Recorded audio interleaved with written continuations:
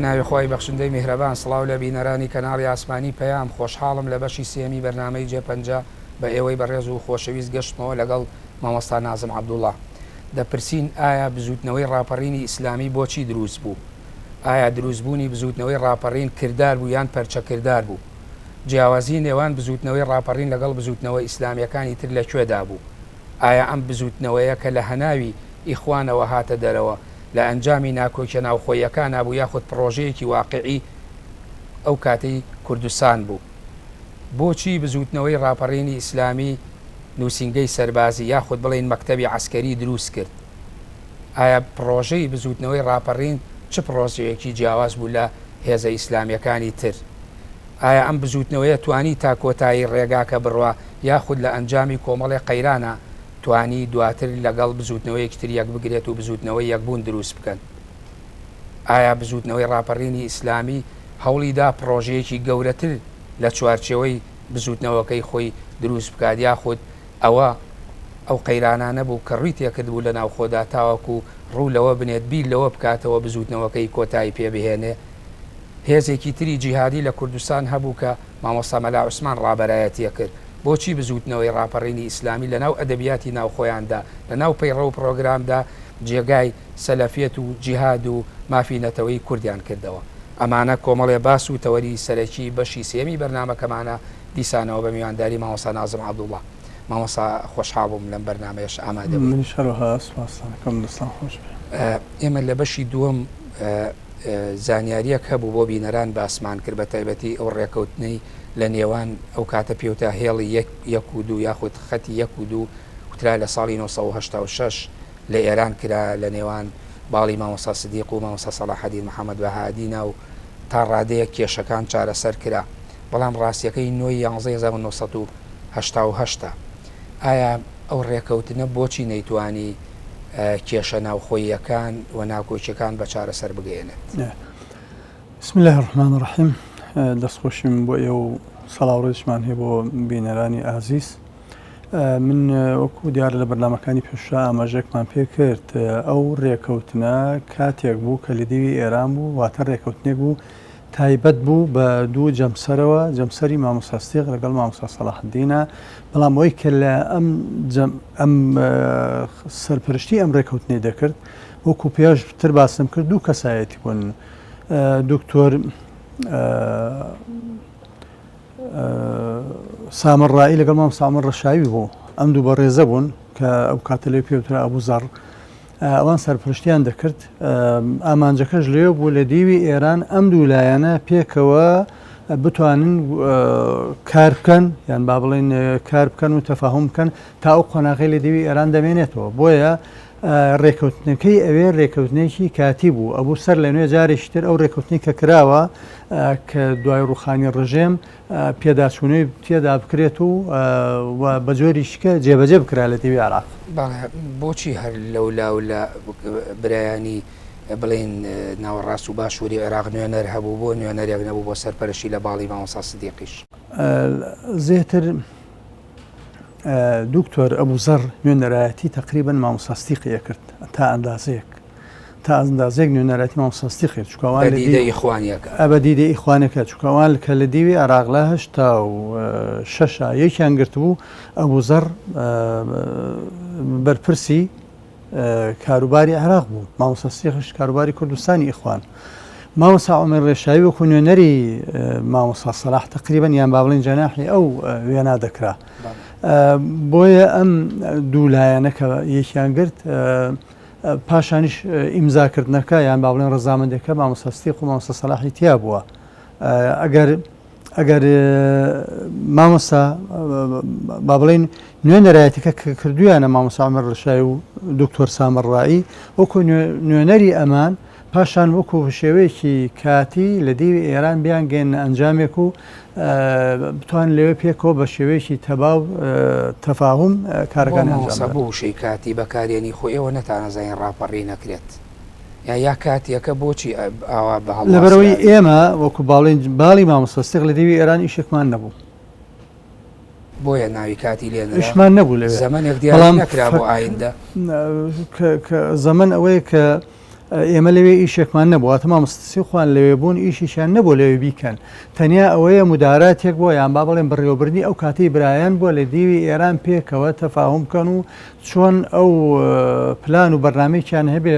بۆ ئەو خەڵکەی کە لە دیوی ئێرانە ئەسلی مامۆستا سەلاحەدینی شەر بە هەمان شێوە بووە واتە کاری ئەویش تایبەت بۆ بە دیوی ئێرانەوە کاتی کار و بەرنامی مامۆستا سەلاحەدین تایبەت بۆ بە دیوی ئێران مامۆستا شێخ دیوی عێراق بووە بەڵام تۆ کە باسی ئەوەکەی کە دوایەوەی کە ڕاپەڕی نەکرێ و دێنەوە کۆبوونەوەیە کە کرێ لە باڵی مامۆستا سدیق تەنها تۆ بانگێشتەکرێیت هەڵبژاردنێک کە کرێ ئەویش دەرناچیت لە هەڵبژاردنەکە یا وەکو خۆتەڵی پێم وابێ یەک کەسیان دەنگیان پیاوی ئەمەش هۆکارێک نەبوو بۆ تەقینەوەی دۆخەکە ئەمە لە ماڵی کاگڕۆفی دارتاش 21 سەی نەوەت و ڕاپەڕینەکەەوە تا پێش ڕاپەڕین 21 سەی نەوەت و یەکەکە ئەو کات دوای ڕاپەڕین بوو بەڵام دوای و کۆڕەوەکە جاریش کە ڕوویدایەوە بە سەروبەندی ڕاپەڕین نبوو تقریبان مانجێ بوو ڕاپەڕین بوو مامۆستا سەلاحەدین لە دیوی ئێرانم هاتەوە کە مامۆستا سەلاح بەرپرسی کاروباری عێراق نەبووە واتە کاروباری هەرێمی کوردستان لای مامۆستا سەلاحەدین نەبووە لای مامۆستا سەلاح نەبووە لای مامۆستا سدیق بووە بەڵام مامۆستا سەلاح هاتەوە ئەمدی و خبریان بۆ ئێمە نرد کە مامۆستا هاتۆتە ئێوێ وەکو دروستکردنی ئەنجومەنی کاتی بۆ کاروباری برایان لە هەرێمی کوردستان بسازێنێ تر بە مریاوتیان تۆش بەشداری کە وەڵام هەر خۆت بێ و منیش بەڕاستی نەمەزانی هیچمان نەمانزانی ئەوبرانی هاوکاری منیش لە دیوی عێراقی نەمان نەمانزانی کار و بەرنامەکان چییە و ئەو برانی ئەو دویش بە حکمی ئەوەی ئیتفاقێکیان کردبوو لەگەڵ ئەوەی لە دیوی عێراق کردویان پابەند بوون پێوەی هیچ جۆرە جموجوڵێکی ناکرد پێچوانە و ئیتفاقە بێ ئێمە ئاگامان لە هیچ نەبوو کە فعلەن چوین بەشداری ماکرد لە کۆبوونەوەکەدا دوای مامۆستا سەلاح زیاتر کاک مخلیس وەکو هەڵسوڕێنەری کۆبوونەوەکە بوو ئەنی کەسێکی چالاک و دیار بوو کۆبوونەوەکەی هەڵەسوڕان کاک مخلیس دەیەبوو نیسکەی 20 کەسێک لە دوهۆک و هەولێر و سلێمانی و کەرکووک و ئەوەی کە هەیە لە برایانی قەدیم و هەندێک لە برایانی نوریشی تیا بوو ئێمەمانانیشی تیا بەشدار بووین وتیان سەرکردایەتێکی کاتی بۆ ئستەی برایان هەڵدەبژێرین کە دوای ئەوەی فترەی چەند ساڵە ئیشکار وەستاوە سەر لە نوێ ئەمانەی وڕۆ دەست بەکارکەینەوە ئیتر لەوێ فعلەن من کەسم نەبوو دەنگم باتێ تەنیا برایەکە بوو کاگازا سەرڕاج ئەو دەنگیدا پێم خۆشم بەجایزم نەزانین دەنگ بخۆم فعلەن ئەوە وا بوو بەڵام ئەمەی عینی شت هەمان هەڵبژاردننی دیوی ئێران بوو کە ئەو مامۆستانە سازاندیان کە نابووە بووە مەسەلەن کە من دێم لەوەیان کاندید دامیان کاندیدە بم مەفروزە بزانم چۆن کاندیدە بم مەفروزە کەسێک هەبێ منی قوبوڵ بێ باش بۆچی دوایەوە بزوتنەوەی ڕاپەڕیتان لە 22/11/1992 دروست کرد ئێمە دیارە زۆر وەکو لەوە پێشی باسم کرد مامۆستا سدیق بە دەرەجەیەک زۆر معجب بوو بە برایان یان با بڵێن زۆر لەژێر کاریگەری فیکر و مەنهەجی برایاندا بۆکو شەخسی خۆی وەکو شخصی بە دەرەجەیەک ئێمەمانانیش بە هەمان شێوە معجب بووین بە ئیخوان و ئەنی کەسێک نەبووین لا دەربین لە ئیخوانیان لە دەرەوەی ئیخوان بێمەش هەمان فکر و پەروەردەوەی مامۆستا سدیق زانی بووی ئەوەی ژەوی بە ئێمە و تۆ مەسەل مامۆستا مەلا عوسمان بۆ خوافیکە مامۆستا ڕەشایی بۆ لە خۆناکە دەرسمان لا خوێندوون بەڵام کە دوای ئەوەی کە ڕاپەڕین دروست بوو و هەروەها دوای برایان گەڕایەنەوە مامۆستا سەلاح و ئەو برایان کاری سربەخۆی خۆیان کرد پابند نەبوون بۆ ئیتفاقەوە کە لە دیوی ئێران کرا لەگەڵ مامۆستا سدیقا مەسەلەن جاریش کە دابنیشن و پێکەوە چی بکەین و چۆن بکەین بەڵکوتیان ئێمە نوێنەری شەرعی برایانین و ئێوەش ئەوێ بێن ئیخوان نین با ئەوێ بێن یەک و بۆن لەگەڵمان بوون و تەواو ئیتر ئەوە نەما ئەمە ئێوە بڵێن ئێمە گروپێکین دەستەیەکین حیزبمان هەیە ئەوە نییە بێگومان ئەمەش بەنسبەت ئێمەمانانەوە بە هەموو سەدمەیە بوو هەرچەند مامۆستا سدیق خەوڵی زۆریدا حتا لە 92 لە تاران کۆنگرێک بوو کۆنگرەی ڕزگارکردنیان دەرباسکردنی گەلی فەلەستینی دکتۆر هین شێخ مستەفا مەشهور کە خوافیکە ئەو کاتە نوێنەری ئەو مرشیدی عامی برایان بوو لەوێ بەشدار بوو مامۆستا سدیق چووە لای و نامەیەکی دابوویە تا ئەو کاتەی نوێنەری ئێمە دێتە لاتان بۆ چارەسکردنی کێشەی ئێوە ئەبوو پەیام مامۆستا سەلاح ئێوە لەسەر کاری خۆتان بەردەوام بن ئێمە لەسەر کاری خۆمان بەردەوام بووین ئەو فترێک ئیتر دوای ئەوە کۆمەڵی هەلومەرج وای کردبوو کۆمەڵی هەلومەرجی داخلی خودی چی ئەوەی دیوی ئێران چ دیوی عێراق کوردستان وای کردبوو کە نوێنەرانی مەکتەبی ئەرشاد مامۆستا سەلاحیان قبوڵ بێ نەک مامۆستا ستیق وەکو نوێنەری یان بەرپرسی برایانی کوردستان. مامۆستا من لە بەشی پێشوشەوە زانۆ پرسیارم کرد بە کورتی بۆچی زۆرینە لەگەڵ ئەوان بوو بۆ ئێوە کەمی نەبوون. لەبەرەوەی زیاتر ئەوەی کە لەگەڵ مامۆستا خاو مامۆستا بە جهودی خۆی واتە لە 1970 تا ئەو کاتە بە جهودی خۆی سەر لە نوێ خەڵک و کەوادر و ناو گەنجانە خەڵکی پێگەاندووە. مامۆستا ئەم کارەی دروستی کردواتە کاری نوێی برایان لە کوردستانە بە دار و پەردووی ڕابردوو نەبووە بەڵکو هەر هەمووی خۆی پێگەیان و خۆی دروستی کردو لەسەر ئەساسیەوانە پێگەیشتەوە. بەڵام برایانی تر با بڵێن برانی قەدیم دێرین هەمووی ئەو کادر و خەڵکانە بوون کە لە سەردەمی پێشووترە برایی خوان بوون و لە سەردەمی دکتۆر عەبدولکەریم زەیدانە خواوفیکە بەڵام بە بڕیارێک کاریان وەستاندووە ئەوان هەر کادر و ئەندامانی ئیخوان بوون واونەتەوە بەڵام وەکو تەنزیم لە ناو تەنزیمێکانە بوون وەکو کەسایەتی وەکو مامۆستای وەکو شخصیەتێک وەکو قیادێکی ئیخوانی بوون و بەڵام ئەوە شەیە واقعەکەی ئەوانیان قبول بە خۆ ئەکرا ئێوەشیان ئەبینی ئەکرا لەگەڵ مامۆستا سدیقی شابن. منهجێکی خاڵێکی هەیە لە منهجی ئیخوانە شتێک هەیە پێوترێ المتقدم من الصف كالمتأخر وەکو زۆر جار ئیمەم بەنە خوافیکە تعبیری لێهاتەوە ئەوەی لە سەفا لە پێشەوە وایە لە دۆڵ بێ مهمە سەفەکە خوارە. ئیخوان پێوترێ خاون تەنزیمێکی پۆڵایی تەبیعەتیان وایە تەبیعەتی تەنزیمی ئیخوانی وایە ئێستاشی پێوە بێ نازان لەو ڕتمە لادەن کە دوای عەولەمە و دوای سیستەمی دیموکراسی و سیستەمی جیهانی و کە گۆڕانێک هاتووە ئەم تەنزیمە تەنزیمی سەردەمی سیستەمە نیزامە دیکتاتۆریەکانە ئێستا ئەو خۆناغە ڕۆشتووە نەماوە جۆریشی ترە ئێستاش لا یەزال ئەم تەنزیمە بە هەمان شێوە هەر کەسێک ئەگە نووری چاوی بێ یەک تۆز پێی خواردانە یان بە تابیرەکە با بڵێم بە جۆرێک تەسەڕۆفی کرد لە بەدڵی ئەوان نەبوو یەکسەر خۆ حافیزی بێ و تەشێ بەرە دۆرەوە بە سەفەکەمان لێ تێک نەچێت. جا مامۆستا سدیق ئەوان وتیان تۆ ئیخوانی کە ئیخوانی ئەبێ پابەندبی بە ڕێنمایی ئیخوانە و مامۆستاش کە دوای ئەوەی لە ڕۆژەکانی سەردەمی ڕژێمی بەعسا و حرەکەیشی دروست کردووە لە کوردستانە و کۆمەڵێک کادیری زۆر و خەڵکێکی زۆر و بە سەدان ئەندام و خەڵک پێگەیشتووە هەروەهات ناکرێ تەسلیم بە کاریش تر بکرێ کە متمانە نەبێ لە بین. باش ئەگەر ئەمە بینەرە سەیری بەرنامەکەی ئێمە بکە یاخود ئەگەر چۆنەڵی ئیتلاعی هەبێ و خوێندنەوەی هەبوو بێ لەسەر مێژووی ڕابوونی ئیسلامی ناڵێ مامۆستا سدیق و هاوڕێکانی لەبەرەوەی جیابوونەوە بزوتنەوەیکی نوێیان دروست کرد لەبەرەوەی شەرعیەت لە ڕووی شەرعیەتەوە ئیخوان قبوڵی نەکرد بۆی ڕیادە لایەوان بێ ئەبێ خۆی جاروا هەیە شەرعیەت دەکەوێتە ژێر پرسیارەوە کاگەڕە هەندێک جار شەرعیەت ئەکەوێتە ژێر پرسیارەوە هەندێک کات یاسا لە یاسایەکە دەرەچێت ئەکەوێتە ژێر پرسیارەوە هەر پرسیارەکە خۆی یاساکە پرسیاری لەسەرە بۆ جارەوەی هەنومە هەلومەرجێ دروستەکرێ ئەو یاسایە دەرەچێت یان ئەو شەرعیەتە دەرەچێت مەسەلەی ئیخوان کە متمانی نەدا بە مامۆستا سدیق لەبەر بێکەفاءەتی مامۆستا سدیق نەبوو مامۆستا سدیق لە داروبەردووی وەکوتم لە هیچ حرەکەیشی دروست کرد لە کوردستانە ئەمە مامۆستا سدیق ئەوان لە ناو ئیخوانە مەسەلەی حتا بنەماڵە حتا بۆ معلوماتێ بنەماڵەیەک کە قورسایی و سەنجێکی هەبێ ئەوان زۆرجار حەزری لێکەن بۆ ئەترسن پێچەوانەی تەنزیم سیستەمی تەنزیم هەنگاو بنێ بنەماڵی مامۆستا سدیق بنەماڵەیەکن و پێگەیشیان هەیە و دوای ئەو مامۆستا مەلا عوسمان خواوەفیکا بوو بە ڕابەری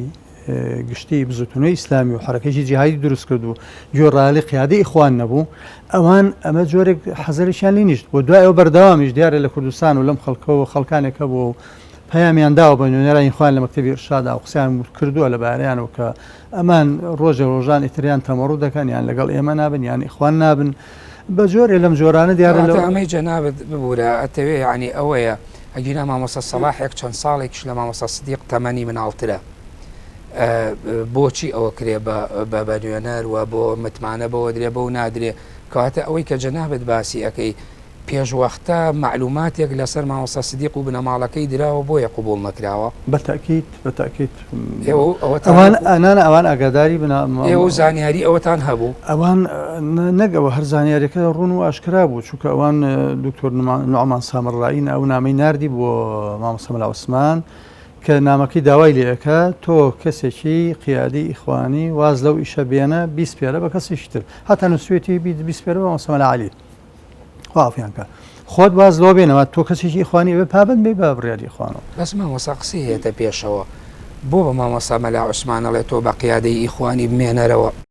بۆچی لەولاوە مامۆستا سدیق لەبەر بنەماڵی قبول ناکەن کە ئەو دوانە هەردووکیان برات ئەمە خۆی لە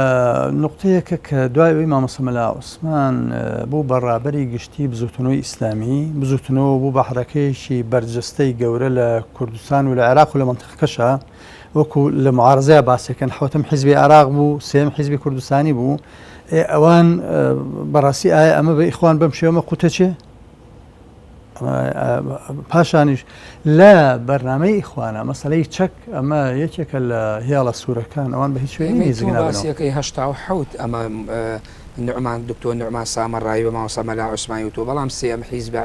کوردستانیەکە و حوتەم عێراقیەکە دوای ڕاپەڕیم و لە 1970 بوو ئازام ئیداری کلینتۆن بوو دانی پێ 1970 بوو ئیداری کلینتۆن مەسەلەکەی جزورەکەیە ینی وەکوتم ڕیشەکەیەتی ینی ڕیشەی ئەم حیزبە ڕیشەی بزوتنەوەی ئیسلامی کە مامۆستا عوسمان ڕابەرایەتیە کرد ڕیشەکەی ئەو هایە بەو شێوەیە بوو دوای ئەوی لێ دروست بووە مامۆستا سدیقیش برای ئەوانە و ئەوان ئەزان کە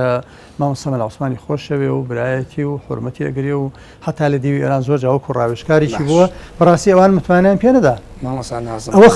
خاڵەکەی تری دەورەی مامۆستا سدیق هەمووی گەنج بوو پاساوی هێڵە گشتیەکەی ئیخوان لاوازی مامۆستا سدیق نەبوو لە بەرامبەر مامۆستا سەلاحیا لە بەرامبەر ئیدارەدانی برایانە لە کوردستان ئەزانی بۆچیەوە نەبوو لەبەرەوەی مامۆستا سدیق ئیخوان قادور و نزیک ئەیزانی لە کوردستانە هیچ ئیشێک نەبووە ئەم مامۆستا سدیقە ئیشی دروست کردووە دەیان کادری پێگەیانوە لە ژێر ئاگر و ئاستنی حیزبی باسە خەڵکانی تر ئەگە لە دەرەوە بوو بێتن لە تاراوگە بوو بێتن مامۆستا سدیق لێ ناوە ماوەتەوە ئەم ملمەلانی و سەراعی کردووە توانیوێتی لەو حاڵەتەیە احتفاز بەخۆی و بۆ خەڵکەوە بکە و تەنزیمێک دروستکە ئەمە بە تەسەوری من شایانی مەدالیای شەرەف و ڕێزە نەک ئەوەی متمانەی پێ نەدەیتێ بەڵکو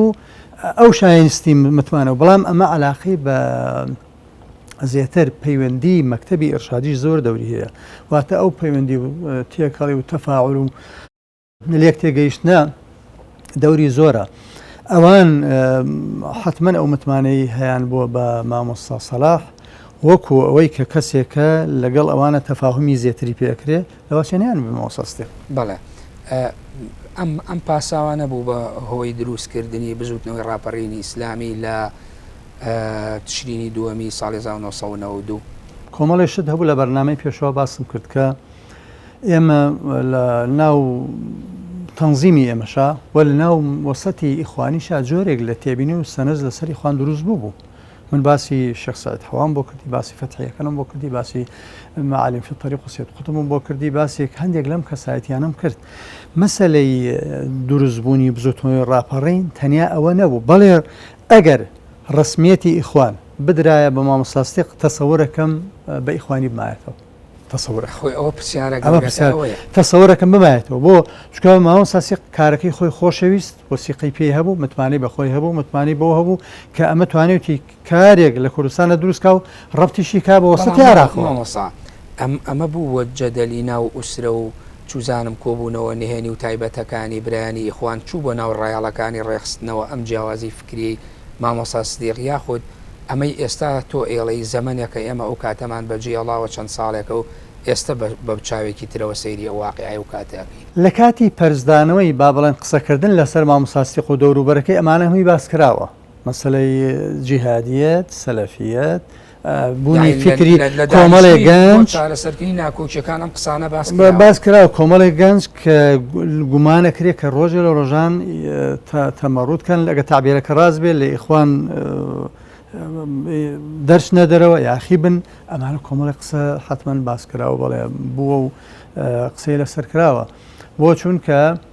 ئەگەر ئەمانە نەبووایە ئێمە شۆک و هەموو ئەو خەڵکانەی تر چکە ئێمە خەڵکیی کە دوای ئێوە ڕاپەڕیمان ڕامانگان ئەبینە ڕاپەڕین خەڵکی زۆرمان لێجیا بووە ئەو کاتە ئێمەش وەکو ئەوانەی کە قەنەعەتیان بوو بە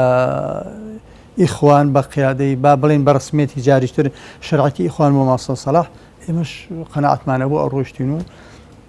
ئەگە باگراوندی تر و فکری تر و ئێوە چەند کەسێک لەگەڵتان نەهاوەکو کاک مەولود و باومراد مامۆستا محەممەد ڕەو و مامۆستا ئەحمەدی شافعی کە ئەوانە زیاتر لە کەسە دیارەکان بوون ئەوان بۆ نەهاتن لەگەڵ ئێوە ئەوان ئەو شێواز و ڕیتمەی ئێوەیان قوبوڵ نەبوو یاخود ئەوە کاریگەری کەسایەتی کاریزمی مامۆستا سەلاح بوو برنەوە بۆ لای خۆی کاریگەری ڕسمیەتی ئیخوان با یەکشت پێ بڵم خەڵکی لە دەرەوەی لەو قۆناغەدا خەڵکی والی ئیخوان تێگەیشت بۆکو ئیمبراتۆرێتێک لە ئیمبراتۆرێتێکی عالەمی سەیتەرەی هەیە هەیمەنەی هەیە ئیمبراتۆرێتەکە بەسەر جیهانە جیهانی ئیسلامیە هیچ کەسێک بەبێ ئەوان هیچ هەنگاوێ نانێ ئەم هەیمەنەیە بۆ معلوماتت اینی زۆر قرس بوو دەرچوون لەم هەیمەنەیە جگە لە حرکاتی جیهادی و ئەوانەی کە لە میسر و کۆمەڵە حرکات دروست بوون و کەسایەتی و شخصیات و هەنێ بزاف دروست بوون چکە نێزیک بوون لەوە خەڵکانی تر ئەوانەی کە بەتابێت جیهانی داخراوی ئیسلامی وە شوێنی وەکو کوردستان و عێراق داخراو بووە بەنسبەت دەرەوەی خۆی ئاگای لەم وەزعانە نەبوو هەر وایە زانی هەر حرەکە و جموجوڵی بە ئیخوان ئاگای لێیە هیچ حرەکەی بەبێ ئیخوان ناکرێت مامۆستا قەناعەتی زۆر بەوە هەبوو بۆیە ئەوەی کە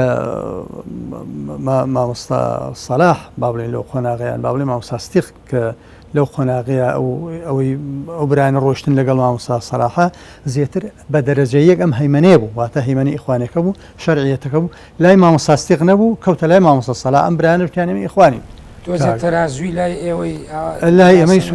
ئێمە هەر ئەوان نەبوون مثلن کاگم ئەو برانی دیوی ئێران ئەو دوانسیانی ناوت هێنا ئەو دووسێ بەڕێزە ئەوان لەگەڵ بادینان ئێمە کاک خەلیلوان لەگەڵ ئێمە بن بەڵامتیان کە ئیخوان نەبن ئێمە لەگەڵتان نابین کاک محەممەد بازیانی و کاک یاسیر وان لەگەڵ ئێمە بوون بەڵام کەرکک بەڵام ئەوە تەبەن دوای ئەوەش ئەم برایانە کاریگەریان لەسەر هەندێک خەڵکی تری ناوخۆشە بوو مەسەلەن کاک محەممەد ڕەوف و مامۆستا ئەحمەد و کاک مەولودوان کاریگەریان هەبوو دوای ئەوەی کە دوای ڕاپەڕین و گەڕانەوە کاریگەریان لەسەر هەندێک خەڵکی تری هەڕ باش کە بزوتنەوەی ڕاپەڕینتان دروست کرد لە ئەنجامی ئەمانە چیتان کرد جیاواز لە بزوتنەوەکانی تریات شتێکی جیاواز لە بزوتنەوەی ئیخوان موسلیمین چی بوو؟ ئێمە کۆمەڵێک هەنگاومان نا چونکەوەکو وتم لە پێشەوە باسم کرد وتمان ئێمە نیسبەتێک ئەم تەنزیمەی مامۆستا ئامادەسازی هەبوو بۆ هەندێک گۆڕانکاری ئامادەسازی هەبوو مەسەڵەن ئێمە کە دوای ئەوە دروست بوو ئێمە پەیوەندی خارجیمان بۆ دروست بوو واتە دوای کە لەگەڵ ئیخوانە ناومێت بوون پەیوەندی دەرەکیمان بۆ دروست بوو لەگەڵ هەندێک کەسایەتی و زانای سعودیەکان لە ناوە لەگەڵ کۆمەڵە حرکات و تەیارات کە پێچەوانەی با بڵین ئیخوان نەبوون لەگەڵ زوتنەوەی ئیسلامیە کە ئەو کاتە مامۆستا عوسمان ڕابەر بوو ئەفریقایەخوا هێنی تەفاهوم و لێکتێگەیشتن و قسە و باس ئەمان ئێمە کۆمەڵی ئەفکارمان کۆمەڵی ئەفکاری ترمان ئیزافە کرد بۆ مەسەلەوەی کە هەبوو سەلەفیەت خاڵێک ئێمە زەقمان کردو لای خۆمان مەسەلەی جیهاد خاڵێکە زەقمان کردو لای خۆمان مەسەلەی کوردایەتی و کوردستان ئەمە خاڵێک بۆ ئێمە حتا تەمەشایکی هەموو ڕێکخراوەکانمان لەگەڵ ئیخوانە هەبوو هەموو تەمەشای کە هەموو ناپێشتر ئەو کاتە دەنگ و باسەوە کە سەردەمی بەعاز تا هەشتا و شەش ئێمە لەگەڵ ئیخوان ئاماینەوە ئێوە چەند مانگە بەر لەوەی ڕاپەڕێنیش دروستکەن لە گفتوگۆ بوون لەگەڵ ئیخوانە ئەمانەتان باسە کرد ئەم چەمکی جیهاد سەلەفیەت مەسەلەی نەتەوایەتی کورد ئەوانەتان باسە کرد ئێمە تەنیا یەک نوێنەرێکی ئیخوانمانە بینی عەبدولمەجید سامڕایی بوو وەکو باسشم کرد ئەم بابەتانە لەگەڵ ئەوە وەکو ئیخوان بە هیچ شوێ باس نەکراوە چکەمە ئیخوان بوو تا ئەو قۆناغی ئەوە نا ئێمە زیاتر لەگەڵ دکتۆر عەبدولمەجیدا و تەفاهم و قسەمان بووە لەگە خەڵکانی ترشا قسە بوو بێ ئێمە لەو قۆناغەیە باسی ئەوە ناکرا ئێمە سەلەفی جیهاد کوردایەتی چکە پێچەوانەی ئەلفوبێی پەیڕێوی ناوخۆی ئیخوان بۆ ئەمانە بۆ معلوماتت بە هەموو پێچەوانی بوو باز ناکراوە ئێستاشی پێوە بێ بەڵام ئەوەی کە ئێمە باسمانەکرد لەو کاتەیە شەرعیەت بوو ئایا بزانین لە مەسەلەی ڕسمیەتی ئیخوانیا ئەگەینەچووە ئەگەر بگەیشتنایەتە نەتیجەیەک وەزعیشتر بوو کە نەگەیشتنە نەتیجە ئێمە ئەو ئەفکارانی هەبوو وردە بروزی کرد گەشەی گەورە بوو باش مامۆستا هەندێک چەمکەیە تۆ زۆر زاریوای لە بابەتە فکریەکانە خۆت یعنی هەند هەوڵە دەیت بەشێک لەوانە بێنیتە بەرباس و قسەکردنەوە مناقەشەکانیش بەشداریەکەی بۆ نمونە تۆکە لە ئیخوانای بۆ نەکە باسی سەلەفیەتتان ئەکرد ئەتانوت چی ئایا چەمکی سەلەفیەت تەنها بۆ ئەوە بەکار نەئێنرا تەوزیفی یاخود کۆمەڵێ توانە و تاقەی بیرکردنەوەی سەلەفی هەبوو لە کوردستان ئێوە بتانوێ بۆ خۆتان هەڵی بژن خۆی ئێمە جۆرێک لە تەفاهم و لێکتێگەیشتمان هەموو لەگەڵ هێن باڵی سەلەفیە بەڵام ئەوەی کە ئێمە ئامانج بوو لەو کاتەیە چکم باسی مێژوویەکەین زەمەنی بەسەرا ڕۆیشتووە ئامانجەکەی ئێمە جۆرێک دوو ئامانجی تیا بوون یەکەم جیاوازی لە ئیخوان یعنی ئێمە تەواو ئیخوان نین چکە ئەوە خاڵێکی باریزە مەسەلەی جیهاد مەسەلەی سەلەفیەت مەسەلەی کوردایەتی ئەمە خاڵێکی باریز بوو ئێمە ئیخوان نین ئەمە خاڵێک تریش خۆگونجاندن لە ڕووی فکری لە ڕووی سیاسی لە ڕووی ڕێخستنەوە جارێکیکە خۆڕێخستنەوە بوو ئەوە بۆ ئێمە سەر لە نوێ خۆڕێخستنەوە بوو خۆ دروستکردنەوە بوو پەیوەندی تازە بوو دوورکەوتنی کۆمەڵێک لە ڕێخستن و پەیوەندی کۆنەکانی پێش و وازلهێنانی دروستکردنی کۆمەڵی پەیوەندی تازە وەکوتم ئێمە حتا لە سعودی و لە ئیمارات و ئەمانە لەگەڵ کۆمەڵێک کەسایەتی و شخصیاتی ئیسلامی و زانایانە علاقەی تازەمان بۆ دروست بوو لە کوردستانە مەسەلەن جۆرێ لە علاقات هەوڵماندا دروستیکەین لە بزوتنەوەی ئیسلامی لەوێ ئەوە وەکو باسم کرد ئەمانە هەمووی هۆکار بوون ئەمانەش هۆکار بوون کە کۆمەڵێک کتێبی تر ئەم دژە ئیخوان بوون یان با بڵین تێبینیان لەسەر ئیخوانە بوو ئێمە دراسەمان کرد ئەمان خوێنەوە ئەماهێنایە ناو هەندێکیمان قسەناو مەهنەجیشەوە باسکردن لە سەلەفیەت و لە جیهاد لەلایەن ڕاپەڕینەوە تاکتیک نەبوو خۆی مەسلەی جیهاد و سەلەفیەت و کوردایەتی لەو قۆناغەیە سەرەتایەک بوو بۆ ناسیندی هەر بزوتنەوەیە کە لەو کاتیا ببێ تەکتیکیش نەبوو بۆ چونکە مەبەست لە سەلەفیەت خۆ سەلەفیەت سەد مەدرسەی هەیە سەلەفیەت ئەدناکەی جۆرێکە بەری جۆری یعنی سەلەفیەت یەک مەدرسە نییە بازە سەلەفی ساڵحەکەن ئەمە حتمەن باسێکن ئەوانش ئیمام حەسەن بەنا ئەوەی کە ئێمە هەی بوو حەسەن بەنا بەڕەحمەت بێئاخوا ئەڵێ حرەکەمە حرەکەیشی سەلەفی مەسەن ئەوەیەک لە بڕگە حرەکەیشی سۆفیا حرەکەیشی سەلەفی ئەمانە ئەڵێ ئەوان مەبەستی ئیمان بەنا بەڕەحمەت بێئاخوا ئەگەڕێنەوە سەر مەنهەجی سەلەف ئێمەش مەبەستمان ئەوەی ئەگەرەوە بەڵام ئێمە تەعاملی واتە تەعاملی ڕۆژانەشمان لەگەڵ سەلەفایە تێ ئامادەین تەفاهم بکەین لەگەڵانە لێک تێگەیشتن بکەین قسەیان لەگەڵا بکەین دانیشین لەگەڵیانە لێ جۆمان لێ بگرین گویان لێ بگرین واروها لەر چوەک و پراکتیک و چوەک و فکریش بەڵام ئەوەی ئیخوان وەکو فکر ئەمە خاڵێکە لایەن هەیە بەو چوارچێوەیەکی ئیمان بەنادای ڕشتواتە سەلەفیەت یان جیهاد بەو چوارچێوەی کە یان سۆفی بەو چێوەی کە ئیمان بەنادای ڕشتووە بەڵێ بەو تعبیرە بێ هەر تۆ لە کتێبەکەشا کە باسی ئەو جێکردنەوەی ئەو چەمکانەکەی کەواتە ئێوە بەهۆی ڕێنەکەوتنتانەوە لەگەڵ ئیخوانەوە ڕاستەوخۆ لە ئیخوانەوە بوون بە حیزبێکی جیهادی و سەلەفی ئێمە فعلەن بوو بەهۆی تەحول یان گۆڕانکارێکی گەورە لە فیکر و لە ئایدیا و بۆ من یەک خاڵێکم باس کرد بۆت لە وتم دوای ئەوەی کە مامۆستا مەلا عوسمان خوا عەفوی کە ئەو مامۆستاستی خوان ڕۆیشت نەدەر و هێشتا مامۆستا مەلا عوسمان نەڕۆیشت بوو ئێمە ئەنجومەنێکمان هەبوو لەو کاتێ ئەمە هەر بۆی ئەجێڕم و بۆ وڵامی ئەمە ئەنجومەنێکمان هەبوو لە ئاڵەوجە کۆمەڵێک لەو برایانە دانیشتمان کەمە مامۆستا عەلی عەبدوڵڵا و کاک تۆفیق و کاک ئارام قادر بوو ما ئەوەی کە لە یادم بێ کای کرام بوو بۆ مەسەلەی جیهاد و بێکێک لە پێشەروەی کاکە ئێمە ئەگەر بێت و جەناحێک یان با بڵێن بزافێکی جیهادی نەبێ خەڵکی ئێمە پێی ئیستیعاب ناکرێ و خەڵکی ئەمە فکرەیە کە دیارە ئێمە جزورێکمان هەبووە ئەم باسی هەشتا خۆت بووەکەم ئێمە جۆرێک لە فکرەمان هەبووە بەڵام چوارچێوەی ئیخوانێکە ئێمە حەقمان بەخۆمان نەداوە هەندێک حرەکە و جموجۆڵ بکەین بزوتنەوەی ئیسلامیش هەبوو هێزێکی چەکدار بوو بۆ نەچوون لەگەڵ ئەوانە تێکەڵ بن و هەم لە لایەک مامۆستا مەلا عوسمان و مامۆستا سدیق برایەک بوون هەم لە لایەکی تر جیهادەکەش هەبوو یعنی چۆن دوو جیهاد دەبێت لە کوردستانە خۆی بۆکو دوو جیهاد ئەمە جائیزە ببێ ئێستا لە فەلەستین و حەماسا هەرکە و کاتە بووە بەڵام یەک شتێکە چەند برایان ئەو کاتیان و جائیز نییە ئەوانەی کە برایانی بزوتنەوە کە با بڵێن دژایەتی ئەو کاتەی ڕاپەڕینیان پێکە ئەو جائیز نیە دوو حرەکەی جیهادی هەبێ نووسراویشان لەو بابەتانەوە ئێمەش نووسراومان لەو بارەوە هەبوو دەرمان کردبوو بەڵام بۆچی ئێمە یەکسەر نەبووین بە بزوتنەوەی ئیسلامی کاک ئارام پرسیارەکەی تۆ بۆ ئەمەتان بۆ نەبوونەوە بزوتنەوە خۆی پەیوەندی بە متمانەوە هەبوو متمانە یعنی ئەمە کەی متمانەمان بۆ دروست بوو کە لەگەڵ بزوتنەوەی ئیسلامیە یەکگرین خۆ بۆ معلوماتێک لەسەر ئەشکەوتان پێش ینی لە مامۆستا مەلا عوسمان خوا عەفو کە ئەو کاتە ڕابەر بوو ئێمە لە مانگی لە سەرەتای 92 سەردانی مامۆستا مەلا عوسمانمان کرد و لەگەڵ بەدایکیکا پێشنیاری ئەومان کوتمان با یەکگرین ئەمە پێشنیارێک و کراوە ئەو کاتە کراوە بەڵام بۆ نەمانتوانی لەبەرەوەی زەمینە سازاو نەبوو متمانە نەبوو لە ئاسی پێویستە تاوکوونەوەتونۆ ئێمە توانیە ئەومان دوو هێنێسکەی زیاد لە 10 ساڵ دوایەوە متمانە دروست بۆ ئێمە یەکبوونمان دروستکردیتان دروست کرد لە سەلاحەدین بەڵێ مەکتەبی عسکەریمان هەبوو دوای ئەوەی کە بزوتونەوەی ڕاپەڕینمان ڕاگەیان 92 ئیتر کۆمەڵی مەکتەبمان دروست کرد یەکێک لەوانە مەکتەبی عسکەری بوو. بۆچی دروست مەکتەبە عسکەری ئەوەیە کە ئێمە خەڵکمان پێگەیان ئەم مەکتەبە چەکی ئەکڕی دەوری بە ئەندام و کادیرانی خۆی کردەوە وەکو مەکتەبێکی عسکەری بەڵام لە ئاسێشی متوازعانەیە بۆ بزوتنەوەی ئیسلامیەوە بە تاکید دەورەمان کردەوەمان نۆڕش مانگ دەو کاتە دەورێکمان کردەوە لە مەسیف سەلاحەدین خۆمەڵی خەڵکتیا بەشداری کرد و هەروە مانۆڕش عسکەریش ماکە و کاتە بەڵام هێشت دوای ئەوەی کە بزوتنەوەی ئیسلامی هاتنە هەڵابجا چەند کەس بوو ژمارەیان زۆر بوون وڵی لەواچ و ژمارەیەکی احتیمالە گەیشتێتە 50 کەسێک باش نایەت یادم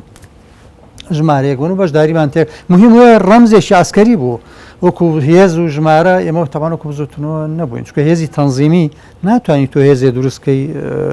بنکە و بارەگای هێمە و کاتە تا ئەو کاتە لە ئەزەل تەنزیمی من تازە بارگای ڕخستەمانە کردەوە و دوای ڕاگەاندنی ڕاپەڕین مەسن لە هەڵەبجە بارگای هێنی ماڵبەندی یەکەممان کردووە جا دوای لە سلێمانی و وردە ئەوانەمانە کردەوە لەبەر و هێزیشی عسکەریش لەو کاتەیە خۆ تۆ ناتوانین دروستی بکەیت پاشانی بزوتنەوەی ئیسلامیش هەبوو ئەبوو هەر جموجۆڵێکمان بکردایە بە تەفاهم لەگەڵ بزوتنەوەیە بووە بەڵام ئێوە خۆ لە خورماڵیش کردانەوە بەڵام بزوتنەوە ڕێگەی پێنەیە نا لە خورماڵ هێزی هین نەبوو با بڵێ من کارە ئاسکەریمان نەکردەوە لە هەر ناوچەیەک بوو ناوچەیەک بوو تەنیا ناوچەیەک بوو ئەم برایانە هەندێک برای ناو بزوتنەوە قەنەعەتیان وا بوو ئەم نەهزەیە زۆر خەتەرە بۆ سەر ئێمە ئەگەر دروست بێ و پێگا بۆ ئێمە خەتەرە و هێزی عسکەریان هەیە و ئینی مەترسیان هەبوو ناهاتن تەفاهم بکەن بەڵکو بەجێکەی و کاریان کرد ئێتە شەوێ چوو بوون لە کتێبەکەشە باسم کردووە دابیان بەسریا و ناوچەکە کەلوپەلەکان پێچا بوو بە ئەو بەرپرسی برای لێ بوو هینا کردبوو ئەنی ئەمە مەترسیەک بوو نانەوێنەوە هیچ ئێمە ئەو وەکو پێم وتی مانۆڕێکی عسکەری بە تەفاهم لەگەڵ بزوتنەوەیە بووە لەگەڵ مەکتەبی عسکەری ڕۆژانە یا زۆر جار لەسەرکردە و لە بەشێ لە کادیرەکانتان خەڵک ئەچوە ناو بزوتنەوە ئەو بۆ خۆی بۆ ئێوە بوو بە کێشەیەک بەتاکید ئێمە کێشەمان هەبوو لەبەری حرەکەیشی تا بزوتنەوەیشی تازە بووین لەلایەک و هەندێکمان لەژێر کاریگەری ڕسمیەتی ئیخوانە بوو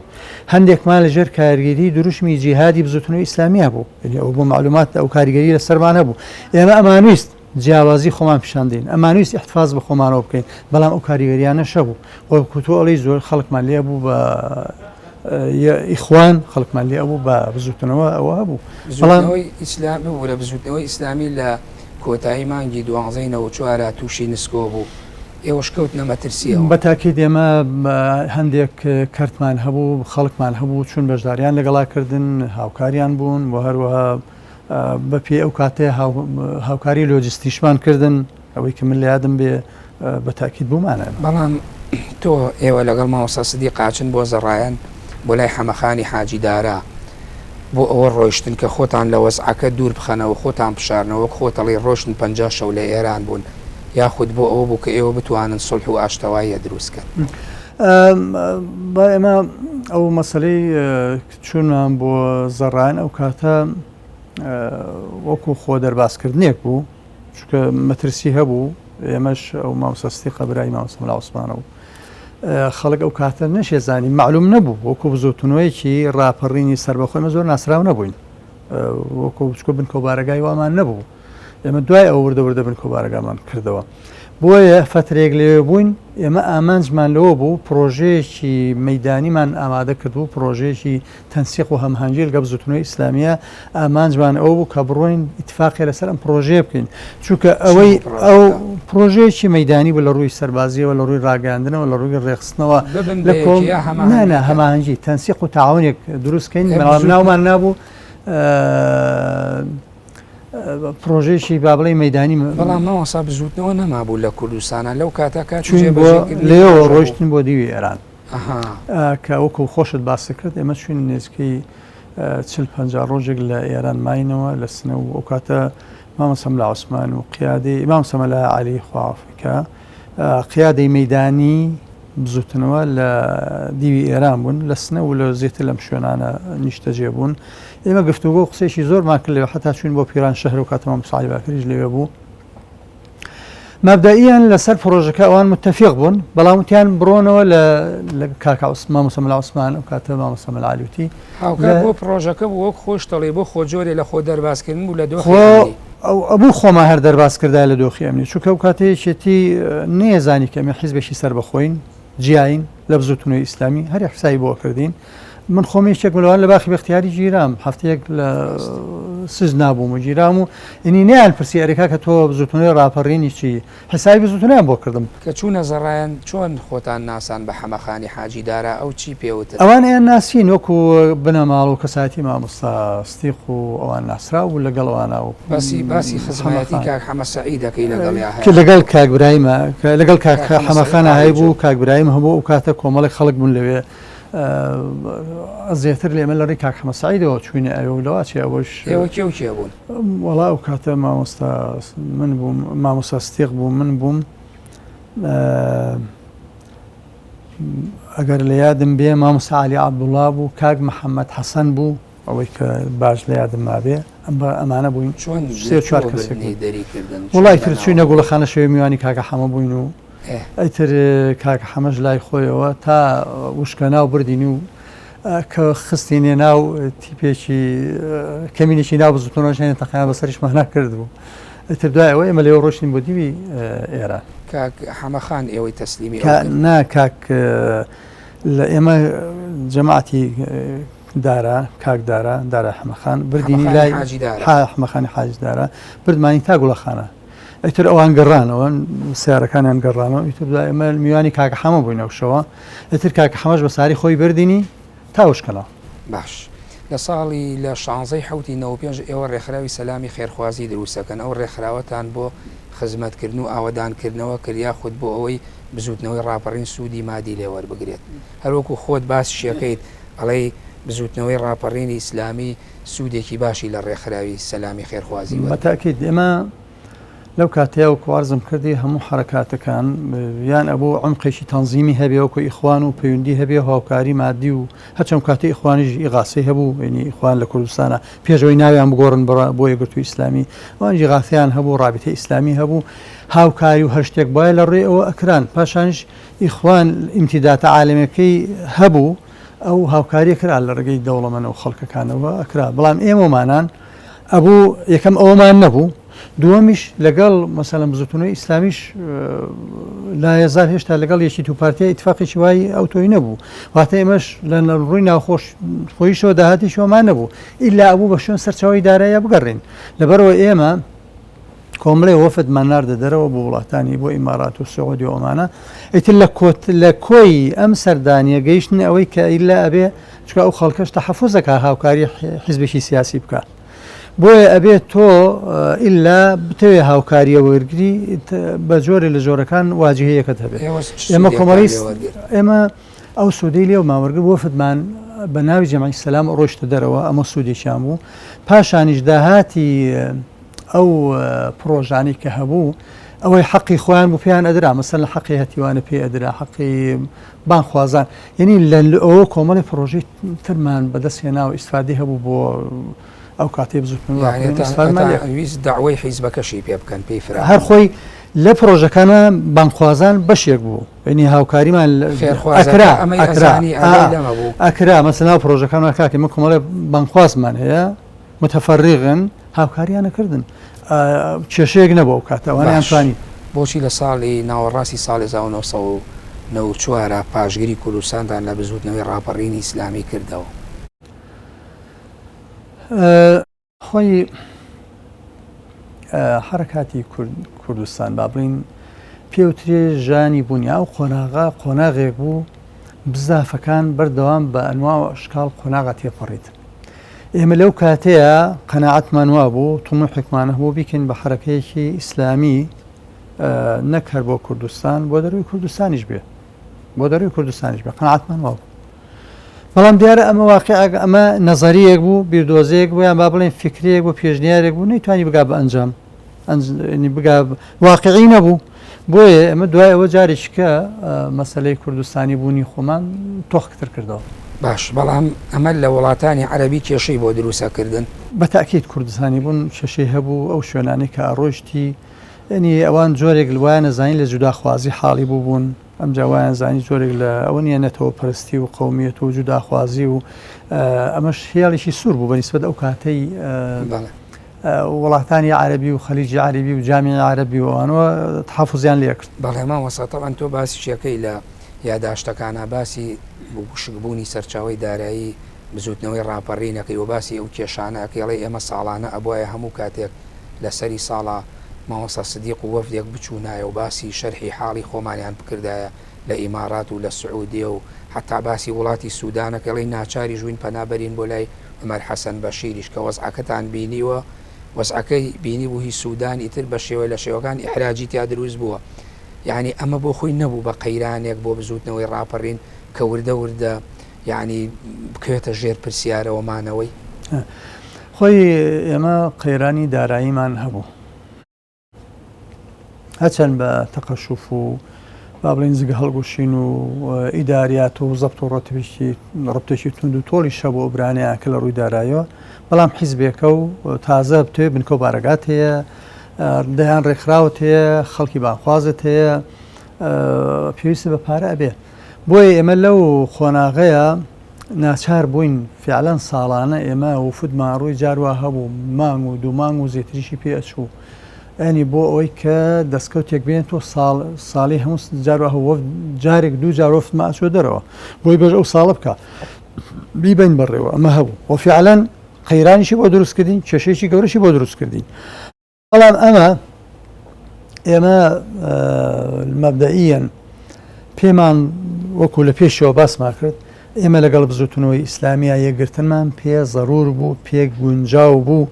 بۆ نەکە لەبەرەوەی قەیرانە داراییەکە قەیران داراییەکە لەواچێ هۆکارێک بوو بێ هۆکاریشی سەرەکیش بوو بێ بەڵام کۆمەڵی خاڵی تریش بوو وەکوتم مەسەلەی جیهادیەتەکە مەسەلەی ئەوەی کە ئەم هەموو حرەکەی لە کوردستانە ئەبێ ئەم بزافە ئیسلامی 34 بزاف یعنی تۆزێ شوێنەکە سەغڵەتە لە بەشەکەی ترا دێمە سەر بەشی لەوانەیە بەشی چوارەمی بەرنامەکەشمە بێ مەسەر ئەو باسی کە بزوتنەوە یەکبوونتان دروست کرد بەڵام ئەبینین ئێوە کە ڕاستە ئیتر لە دوای 95 بە دواوە کە بزوتنەوەی ئیسلامیش گەڕایەوە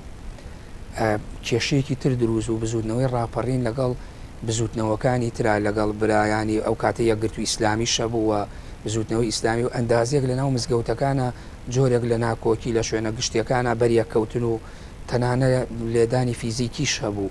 ئەوە چی بوو ئایا ئەوە گوتاری قیادەی ئێوە و تەوجیهات بوو یاخودەوە لە ئاستی خوارەوە کۆمەڵێک کادیر چۆنەڵی وەکو پێویستیە نەگەشت بوون لە جیاوازیەکان ئەمانەیان دروستە کرد خۆی هەر پەیوەندی بە ئێمەوە نەبوو ئەو کاتە لە بینی هەموو باڵی لایەنە ئیسلامیەکانە ئەم ململانی و سێڕا هەبوو چ بزوتنەوە و ئیخوان چ ئێمە و ئیخوان چ ئێمە و بزوتنەوە زۆر زیاتر زەق بوو بەڵێ هەبوو لەبەرەوەی ئەمە جۆرێک لە حساسیەتی لێکجیابوونەوە حساسیەتەکەی زیاتر کردبوو ئەوە نییە وەکو دوو بزوتنەوە دوایەوە هاو ئازبوون و لێکجیابوون و تۆرچەند ئێمە کاتی خۆی لەگە برایانی ئیخوانە قسەمانەوە کاکە ئێوە ناوکەتان بگۆڕن ئێمە شەشەمە نابێرگەڵێەوە زۆر جار ئەمەیان پێوتین ئێمەش قەناعەتمان وا بوو دوایەوەی کە بزوتنەوەی ڕاپەڕین ڕادەگەیەنین لەگەڵ ئیخوانە شەشەمان کەمە بێتەوە هەرچەند ئێمە 22 تو ناومانگەیان ڕاگەان ئەوانش تقریبا ساڵ یەک دوای ئێمە ئەوانش هەر ناویان گۆڕی کردیان بێگرتووی ئیسلامی کوردستان ئەمە خۆی حساسیەتێک بوو هەبوو لە بین لایەنەکانە هەر ئێمە نەبووین لە بین ئێمە بە تەئکید هەبوو لە بین ئێمە بزوتنەوە هەبوو لە بین ئێمە ئیخوانە هەبوو لە بین ئیخوان بزوتنەوە هەبوو لە بین زوتن یعنی شتێک بوو هەبوو دەری تۆڵی سراعی بێتام و خراپیش بوو لەسەر مزگەوتەکانیش بوو زێتر ئەو کاتە مزگەوتەکان کراوە بۆ لایەنی ئیسلامیەکان ئەمە بۆ هێزێکی نەتەوەی یا ئەلمانیەکان ڕازوە بۆ ئێوە زۆر سەرکۆنە کراوە بووەوە هەبوو واللهی خۆی ئەبوو نەبووایە این باش و ئەبوو لایەنی ئیسلامیەکان پێکەوە تەفاهومیان کردە هەرچەند ئەمەمان کرد ئێمە جارێک بەبیرم دێ نوێنەرێکی ئێمە و نوێنەرانی ئێمە لەگەڵ برایانی یەکگرتووە ڕێکەوتنیشیان کرد بوو برایشمان کاگەحمای حاجی ڕەشید وتی لەسەر چی ڕێکەوتون ئەو برایش باسی خاڵەکانی کرد 1 و 2 3 و 4 لەسەمە جاوتی خۆمە یەک ئاەتێکی قورئانی ئەڵێ خۆی تەعالا فەرمووی لا یەختەب بەعضکم بەعضا لەسەر ئەمە ڕێکەوتون کارێکی باشتان کرد بەڵام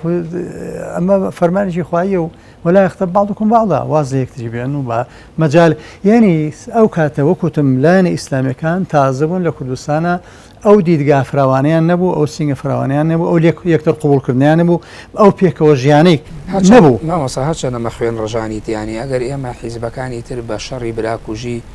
ليك بينه وبيناي بكين أو شرش بو خوي توزيك أو ناكوچیانە پەڵەیەک نەبوو بۆ ئیسلامیەکان لە تاریخی ساڵی نەوەتەکانە دروست بوو تایبەتی ناوەڕاستی نەوەتەکان بەدواوە بەتەکید نەبووە باش بوو بەڵام کەبووشە ئەمە پێوترێ سەغائر الذنوب یعنی هەنێ هەڵە و کەم و کورتی بچووکی ئەم زافە ئیسلامیانە هەنێک هەڵە و کەم و کورتیە ئەوەنە جەوهەری و کاریگەردن و بڕبڕە نییە کە با بڵێن نەبووایە باشتر بوو ئەم زافانە باش وا بوو پێکەوت متفاهم بوونە لێکتێگەیشتیان کردا یەکتریان قبول بووە برایەتیان کردایە ئەم حساسیەتە نەبووایە وەکو ئێستا کێشەیەک نەبووە وایە بزودنەوەی ڕاپەڕین تەمەنی کەمتر لە 7 ساڵ بوو دواتر یەک بوون کرا هۆکارەکانی ئەوەی کە بزودنەوەی ڕاپەڕین گەیشتە قەناعەت کە کۆتایی بەو حیزبە بێنێت و یەک بگرن لەگەڵ حیزبێکی ترا چی بوو وەڵام من دیارە لە کتێبەکەشا باسم بردو کۆمەڵی هۆکار بوون هۆکارەکان زاتی و مۆزوعی خودی و دەرەکی بوون کۆمەڵە بابەتە خودیەکانەوەی کە هەبوون لایەنی مادی کاریگەری لەسەرمان هەبوو سەرچاوی داوری مادارەی لە 98 تا برارەکەی کلینتۆن دەرچوو تەچفیف یانابێ على الحركات الإسلامية کە ئەو کاتە لە وڵاتانی عەرەبی و سعودی و ئۆمانە کاریان لەسەر کرد نەیانەوێرە هاو یەک قورشێک دیرهەمێک هاوکاری حرکاتی سیاسی بکەم ئەمە لایەنی دارایی لایەنێکی تر هەبوو کە مامۆستا مەلا خوافی کە دواوی کۆنگرەی حوتیان گرت لایەنە دەرەشەکەی ئەوانیش کێشەیەکی قەیرانێکی داخلیان هەبوو قەیرانی داخلیان هەبوو مامۆستا مەلا بەیانێکی دەرکرد دەربارەی ئەوەی کەوا لایەنی ئیسلامیەکان با پێکەوە بین و تەفاهم بکەین و یەک بگرین و ئەوە بەیانی یەکەم فعلەن ئێمە هەستێکەکانی خۆتان باس کە دوای دەینە سەری بزودنەوە لە بەشی یەک بوونە ئەوەی کە پەیوەندی بە خۆمە لایەنی دارایی هەبوو خاڵیشتر ئەوە بوو کە ئێمە وەکوتم لەناو قەواعیدی خۆمانەیە کاکە ئێمە حرەکەیەکی جیهادی نین مەکتەبی عسکەریمان نییە دەی ئەو بزوتن و ئیسلامیە ئێوە ئەڵێن تەنزیمات هەیە کاکە لەولاوە ئیخوانیش باسی تەنزیمات و پەروەردەی و ئەمە ئەکا یعنی جۆرێک لەوە علاقاتی ناوخۆ دەرەوە شەکەڵی ئێمە وەک حیزبەکانی تری نەمان بوو ئەو علاقاتانە وەکو پێویست ئێمە سەرەتای دروستکردنی علاقاتمان بوو ئەو علاقاتەی بۆ نمونە بزوتنەوەی ئیسلامی هەیە بوو لەسەر مستەوای بەری کوردستانی و پارتە کوردستانەکان ئێمە نەماون ئێمە تازە بووین ناڵێک ئێمە 92 خۆمان ڕاگەیاندووە تا خۆ ڕاگەیەنی و خۆت یعنی 2 ساڵەوە بەلایکەمەوە هی 94 و 95 ئێمە وردەور دەکەوتینە خۆمان و بنکە و بارەگامان کردەوە و خۆمان ناسانە ئەوچون لا حیزبەکان ئێمەش ئەوە تەبزوتنەوەی ڕاپەڕین و هەین و ئەوە حاڵمان و ئەو کار و بەرنامە و پەیڕەوی ناو خۆمان و ئەوە استراتیژمان و ئەمە وردەوە کۆتینەوە هۆکاری ئەوەی مامۆستا سدیق برای مامۆستا مەلا عوسمان بۆش کێشە نەبووەتان بەتەکیدەوە قسەیەک بۆ ئەکرا بەتابەت لەناو برایانی بزوتنەوەیە ئەوە زۆر قسە بۆ ئەکرا و کاکە لاو خۆشمانە هەروتر ئەی باشە دووبران بۆ ڕێناکەون لە دەرەوەش پیانەوتین ئەچوینە وەفتمانە چۆن دەرەوە تۆ چی من شێخ سدیق عەبدولعەزیز بچەی برای سدیق عوسمان عەبدولعەزیز عەلی عەبدولعەزیز ئەمە ئەی باشە بۆ ڕێناکەون ئەمە پرسیارێک بۆی خیانەگرتین بەرنامەکەم تەواو بوو بەس یەک پرسیارت لێ یەکەم کەواتە بەپێی قسەکانی جەنابی شتووە بەشێ لە پرسیارەکانی مەد ئیجتیهادی دروستبوونی بزوتنەوەی ڕاپەڕینی ئیسلامی بۆ ماوەی کەمتر لە 7 ساڵ ئیجتیهادێک بوو پێکای یا نەی پێکا وەڵا من قەناعەتم وایە لە 100 پێکای بۆ چونکە ئێمە مادام ئیخوانمان قبوڵ نەبوو ڕازی نەبووین ئەبوو ئەو کاتە خۆ ئەم خەڵکە ئەبێ سەرپرشتی ئەم خەڵکە بکەین ئێمە بزوتنەوەیەکمان دروست کرد حیزبێکمان دروست کرد یعنی لە ئاسی ئیسلامیەکان بووین بە سێم حیزب بزوتنەوەی ئیسلامی دوای یەکگرتووی ئیسلامی نەبوو دوای ئەوەی تر ئێمەش هەبوون و خاوەن تەنزیمیشی بوون بەس بۆچی ئەی دوای کۆتاییتان پێناکە پێکاتان ئەنجا ئەوە تۆ ئەڵێم پرسیاری ترمە و لە بەرنامەی ترا باسیەکەین ئەوە هەڵگرە بۆ ئەو کاتە ئێمە کە ئەو کاتی ئەوەمان ئەو هەنگاوەمان ناوەکو پێمەتی کۆمەڵەکان بەشیشی خودی بوون بەشیشی دەرەکی بوون کەوای کرد ئێمە ئەبوو لەگەڵ بزوتنەوەی ئیسلامیە یەکگرتنێ دروستکەین لە ئەنجانی یەگرتنەکەشە ئامانجیشی زۆرمان هەبوو ئیتر چەندێکی پێکایی چەندێکی پێکا ئەوە شتێکی زۆر سپاس بۆ مامۆستا نازم عەبدوڵڵا لە بەشی سێمی بەرنامەکەشم ئامادە بوو. بەڵێ بینەرانی بەڕێز و خۆشەویست بەم شێوەیاتمە کۆتایی بەشی سێمی بەرنامەی جێپەنجە لەگەڵ مامۆستا نازم عەبدوڵڵا تا بەرنامەیەکی تر بەخۆی گەورە و میهرەبانتان دەست پێرم کاتێکی خۆش بۆ هەموو لایەن.